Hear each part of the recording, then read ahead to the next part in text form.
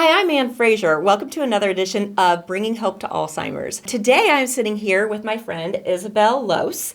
And Isabelle is, I want to make sure I say this right, so I'm going to read it. Isabelle is the event and relationship coordinator at Heartland Cremation and Burial Society. You are a fifth generation member, right, of the family and funeral and cremation industry. I am. And your family-owned business is based in Kansas City and has been serving families for over 20 years. Yeah. Wonderful. Well, welcome. Thank you. I'm really excited to be here. This is great. For being here. Yeah. Well, let's just start right off. So share with our listeners how you got involved with Night of Hope. So I met Hillary through being a part of just this community and knowing a bunch of hospice nurses and going to meetings. Instantly headed off. She also is a part of a family business. So being the daughters of, tycoons in our business was kind of a connection we got to. And great organization, said great things about you, and I knew kind of once I learned a little bit about this is something I wanted to be a part of. So wonderful. Happy Well, to be here now. So glad. I'm so glad you're here. So what inspired your family to work in the funeral and cremation industry, and how did that ultimately lead them to create Heartland Cremation and Burial Society? Yeah, so our story, if you want the long version, we'll long short it up, begins 1925. Like I said, I am the fifth generation. So my great, I think I did that right, grandpa is the founder of Gibson Funeral Homes, a really small town in Carrollton, Missouri, about an hour and a half from here. My grandpa took over after his father, and then boom, my mom was born. So there wasn't a guy to kind of take over. So he just was like, what are we going to do?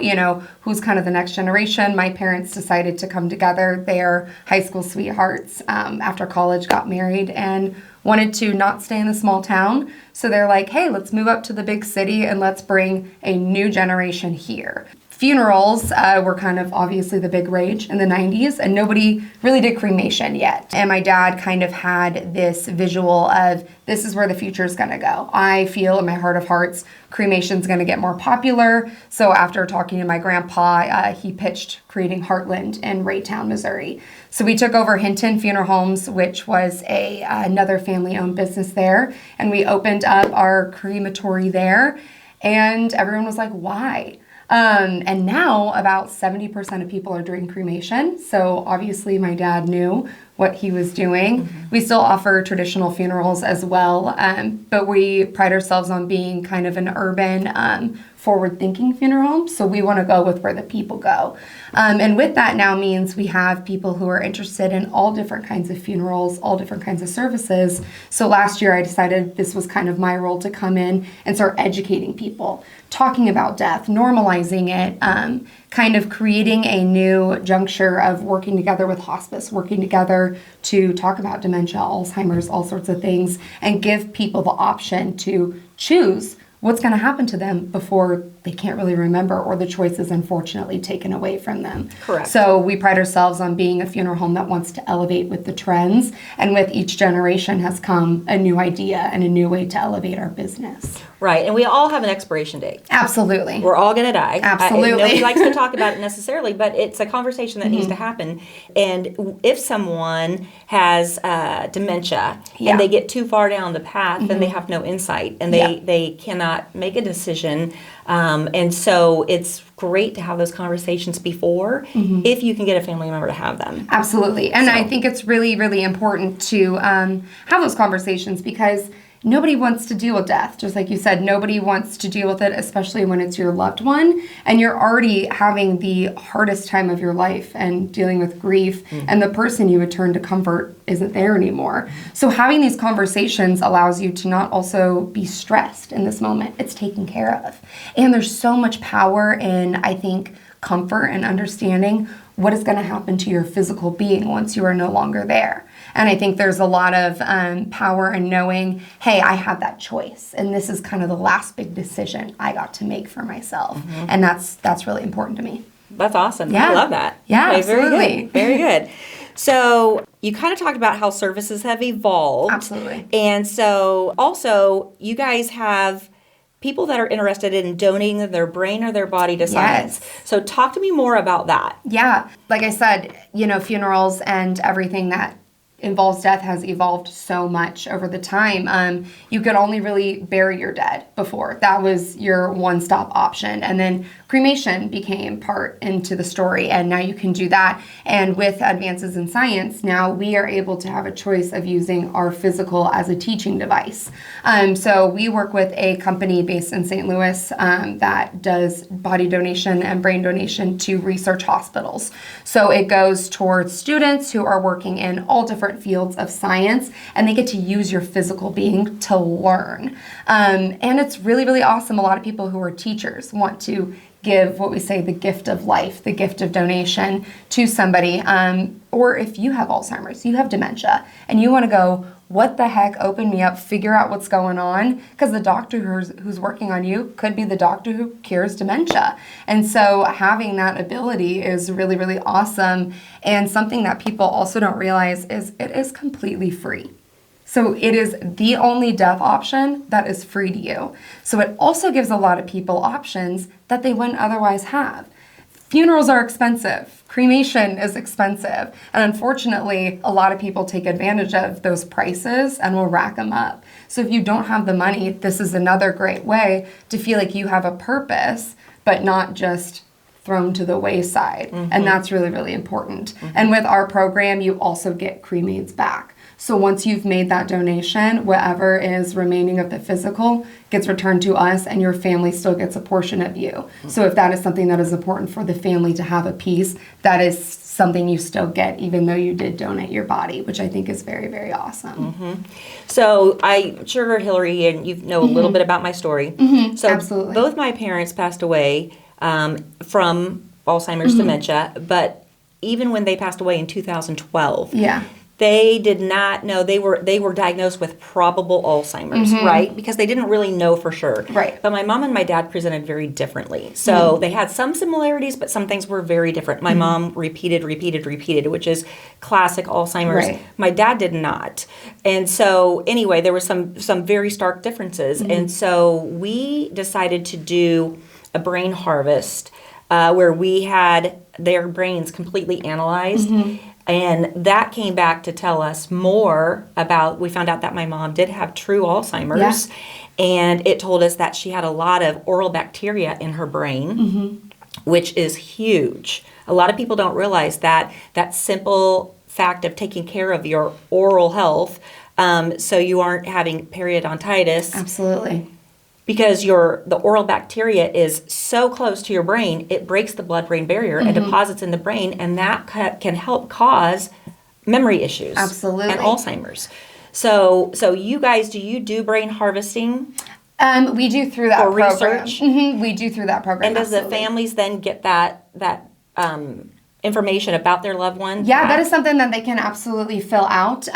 You can't specifically, especially if you do full body, say, well, I want you to just work on this part. Whatever you choose to donate is obviously going to be researched on, but you can request that information and they can present to you.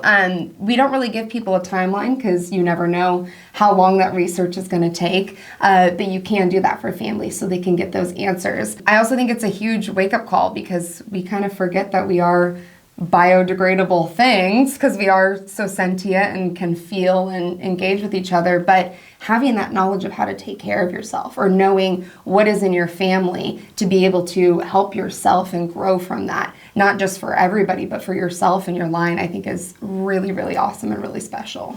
It is. And when I was in college, I had anatomy and physiology, and I had a cadaver lab, but I just did observation only because I'm very squeamish. Yes. And so, but once you see the way a body is put together, God is amazing. Oh, it's The way God incredible. put our bodies together is incredible, and I was so thankful for these people who gave their body to science that I could learn, and all of us Absolutely. could learn. That is a huge gift. That's why we call it the gift of donation, because that's truly what we believe it is. I think anybody who is willing to put themselves on the line for education, for science, whether it's in the physical post or past death, I think it's just so amazing for us to be able to learn from that. Right. And as a Christian, I believe, that my spirit has long gone to heaven. Right, And so it is literally just,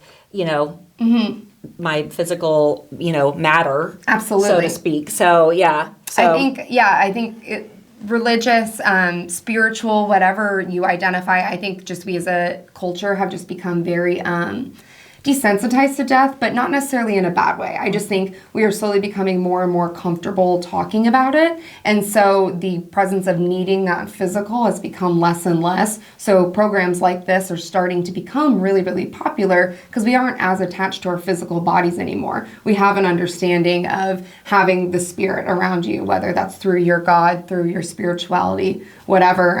Your people are still there, and so that physical can be used to continue helping because your loved one is still contributing. I love that. So, what challenges do you have? And I want to always continue to bring this back to Alzheimer's, dementia. Absolutely. So, what challenges do you have?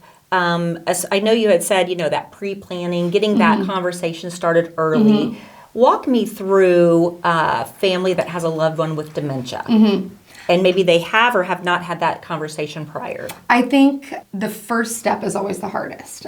They say, how do you eat an elephant one bite at a time? And I think that first bite is always the hardest. And that's coming to the understanding that it is time to have this conversation.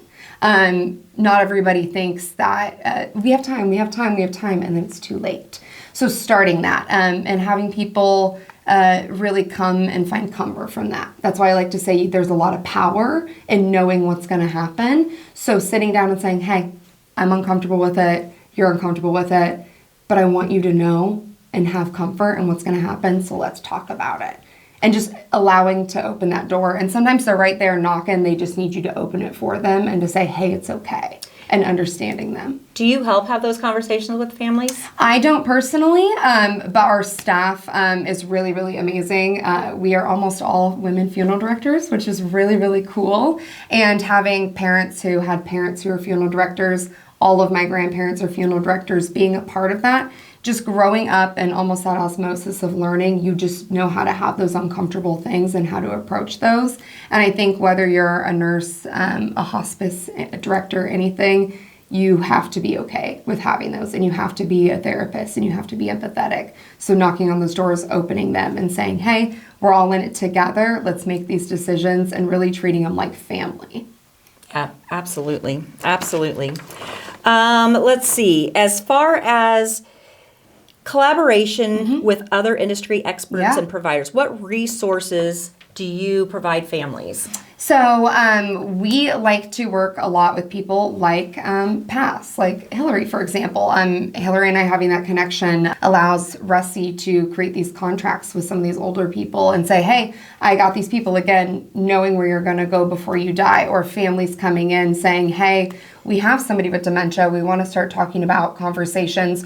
We legally can't do anything. Whoever your next of kin is, once that person passes, is your next of kin. But we can say, hey, go to, our friends here at Elder Law. You can get your contracts in place, and we can help things not be stressful for ultimately when your family does come to us. Or being really, really close with hospice nurses. They're calling us and saying, here is this person's favorite color. Here's what they like. Here's this, this, and this. So when your family comes over, we already know about you. And they know that they're sending their family to somewhere that's going to treat their past one with respect. So just, I think, creating that dialogue of community, again, hardest thing you're ever going to have to go through, let us all make it easier for you and direct you. And I think educating people and telling them about those steps is important, because we're ignorant to what to do about death until, unfortunately, we have to deal with it. Exactly. Where do you see the industry heading in the upcoming years? You kind of touched on this earlier, but... I think parties. And that's weird to say, but absolutely parties. Like life celebrations. Life celebrations. People being joyful and rejoicing and remembering and sharing stories and being together and being excited that that person isn't suffering, excited that that person is now with their God. This person is with past loved ones, and understanding that funerals aren't for the dead. They're dead. They're for the people left over. They're for you to celebrate that person how you want. Like I said, when my dad got into the industry in the 90s, everyone said, I want a funeral. And you'd get that one uncle in the back who's like, you're not getting me. I'm going to be cremated. And he's like, okay, so I'll give you a crematory. Now we're getting people come in going, well, I don't want my urn just sitting here. Throw me a party. So that's what we're doing. We're creating spaces for people to party and to celebrate and to rejoice however they want.